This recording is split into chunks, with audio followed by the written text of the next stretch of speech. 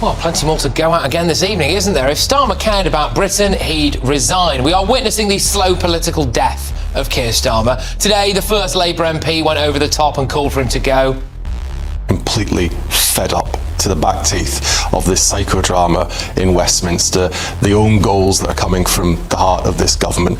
They just need to get a grip. I'm completely fed up about it, and I think it's got to the point now where I genuinely think that, you know, as far as the Prime Minister is concerned, it's not a case of if, it's when, and I just think we need to get a handle on this.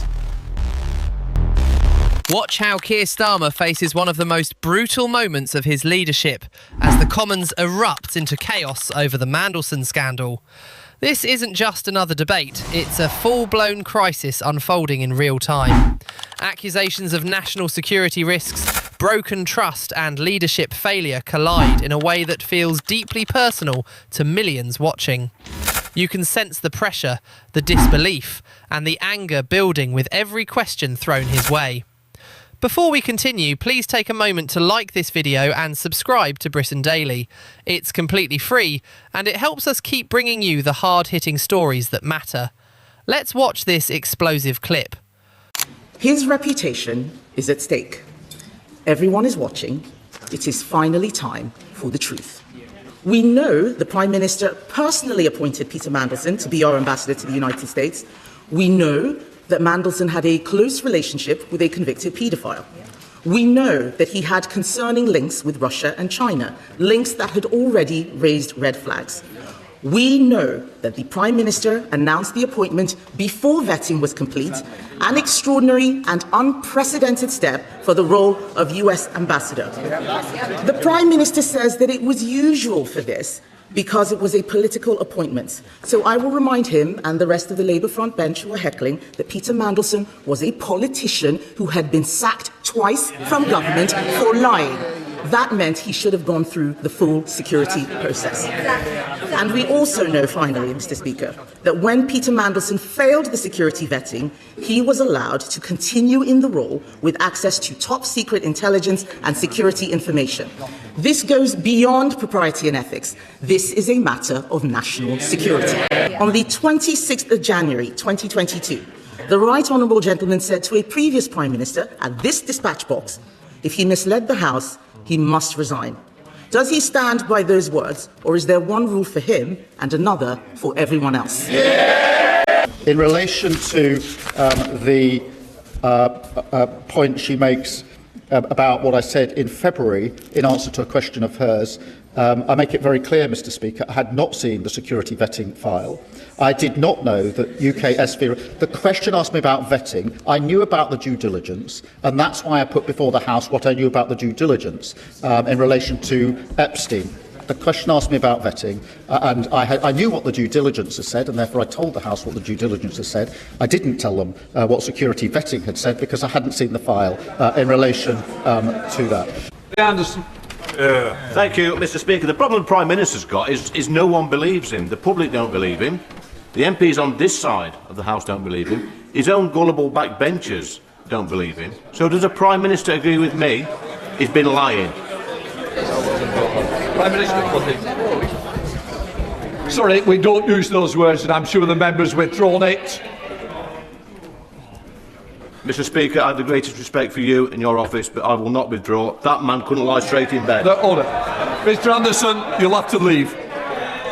What makes this moment so powerful is how quickly the narrative shifts from politics to trust. As Kemi Badenoch and other MPs pile on the pressure, it becomes less about procedure and more about credibility. When leaders appear uncertain or defensive, people start asking deeper questions. Questions about honesty, judgment and accountability. And that's exactly what we're seeing here. This isn't just a bad day in Parliament, it's a moment where public confidence feels like it's hanging in the balance, and every answer, or lack of one, only intensifies that doubt. Mr. Speaker, the UK has some of the highest energy prices in the world. That is crippling our economy, pushing up the cost of living, and leaves us particularly exposed to energy shocks like the one we are experiencing right now. And yet, the government seems totally unwilling to accept the scale of the problem and totally unwilling to shift in their dogmatic commitment to a net zero agenda which is making us poorer. The Right Honourable Lady noted the importance of keeping fuel duty down, but once again she had nothing to say about the onerous increase in fuel duty she still plans to bring forward in September. Finally, Madam Deputy Speaker, we have had no meaningful action today on the issue of North Sea oil and gas. The Chancellor says she wants to reduce our exposure to global energy, yet the government is choosing to leave us more resilient on imported hydrocarbons. The Prime Minister personally decided to appoint a serious known national security risk to our most sensitive diplomatic post. He mentioned the word process, Mr. Speaker, more than 100 times in Parliament yesterday, but he was the one who didn't follow that process. Yes. This morning, we have heard the bombshell testimony of the former Permanent Secretary of the Foreign Office, Sir Ollie Robbins. Sir Ollie Robbins had a long and distinguished career serving ministers. He is not the sort of person to give us a frank personal account of how things played out last January. So when he told us today that Downing Street put the Foreign Office under constant pressure to clear Peter Mandelson, that Number 10 showed a dismissive approach to Mandelson's vetting process, when he told us that it would have been very difficult indeed to deny clearance and that doing so would have damaged US-UK relationships, we know he is giving us the slightest indication of how bad things were. Does she not believe, however, that the sorry souls opposite us should have to put their money where their mouth is and that there should be a vote of no confidence in this Prime Minister in due course? The Right Honourable Gentleman makes a very good point. I think he is right, because I don't believe the Prime Minister has the intention of doing the honourable thing himself, even though that's the standard to which he held everyone else. The decision, as I said, about whether he will ultimately take responsibility for his actions is now up to Labour MPs. We heard many powerful statements from that side of the House yesterday. Labour MPs know that the Prime Minister has let the country down, he's let Parliament down, and he's also let the Labour Party down. It is clear to everyone, except the Prime Minister himself, that he has failed on his own terms. It is clear to the public that he is failing at the job. It is clear to civil servants that he is throwing them under the bus. And it is clear to members across this House that he is not fit to lead. This cannot go on. This House deserves better. The country deserves better. The Prime Minister is not fit for office. The first duty, Mr. Speaker, of any Prime Minister is to keep this country safe. This Prime Minister has put the country's national security at risk. He must take responsibility. It is time for him to go. What I set out to the House on Monday is that Foreign Office officials granted security clearance to Mandelson against the recommendation of UK security vetting. Yesterday, Sir Ollie Robbins was asked if he shared that decision with me, Number 10, or any other ministers. He gave a clear answer: no. Mr. Speaker, that puts to bed all the allegations levelled at me by those opposite in relation to dishonesty. I believe last week they were all saying that it must have been shared with me. Sir Ollie was very clear yesterday it was not. I believe not sharing it was a serious error of judgment. That information should have been shared with me and other ministers. And if it had have been, Mandelson would not have been committed to post. He keeps mentioning Sir Ollie Robbins. Sir Ollie Robbins told us that the Prime Minister even sought clearance from His Majesty the King before the vetting. He'd already got agreement from the US administration. The chair of the Select Committee said that. Mandelson was a done deal. Yesterday, Sir Ollie Robbins said that the focus was on getting Mandelson out to Washington quickly. He said the Prime Minister's team showed a dismissive attitude to vetting. And they even argued Peter Mandelson didn't need any vetting at all. This clearly wasn't proper process.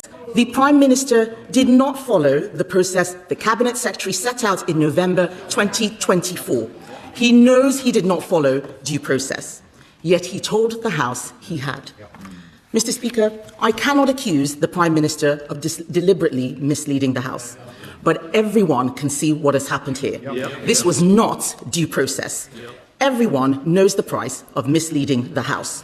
Will the Prime Minister finally take responsibility and go? Mr. Speaker, let's be absolutely clear. Before Mandelson took up his post, UKSV recommended with red flags that clearance should be denied, and there was high concern that was not brought to my attention or the attention of the Foreign Secretary at the time or subsequently is a very serious error of judgment, and anyone in my position would have lost confidence in the former Permanent Secretary.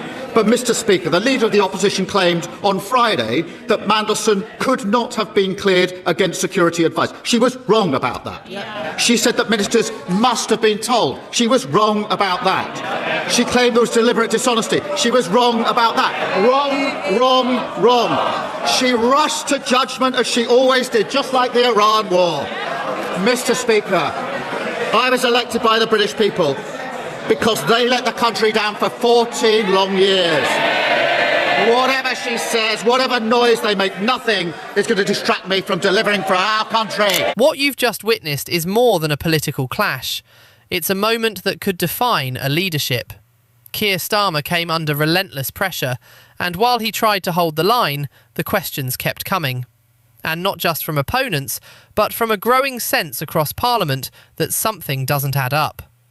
When voices like Kemi Badenoch push this hard, it reflects a wider frustration, one that goes far beyond Westminster.